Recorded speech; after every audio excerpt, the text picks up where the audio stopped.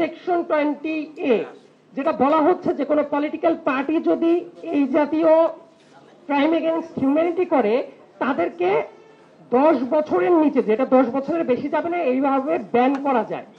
তবে এই জায়গায় আমার একটা এডিশনাল প্রস্তাবটা হলো, বাংলাদেশের রাজনৈতিক বাস্তবতাটা বোঝাটা জরুরি। যেমন বিগত স্বৈরাচার আওয়ামী লীগের যদি কথা বলি, তাদের অনেক কর্মীরা ঠিক 5 আগস্টের পরে 6 আগস্টে গিয়েই তারা অন্য দলে নাম লিখিয়ে ফেলেছে।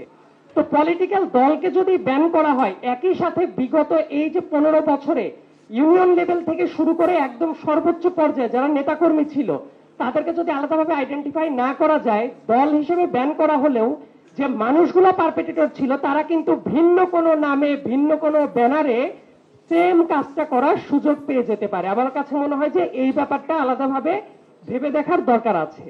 আর পলিটিক্যাল দলকে 10 বছরের জন্য ব্যান করার যে কথা হচ্ছে, আমার কাছে মনে হয় যে এটা উন্মুক্ত রাখা যায় কিনা, যাতে করে যদি তার অপরাধের গ্র্যাভিটি অনুসারে আরো বড় যদি শাস্তি তারা ডিজার্ভ করে সেটা পেতে পারে কিনা।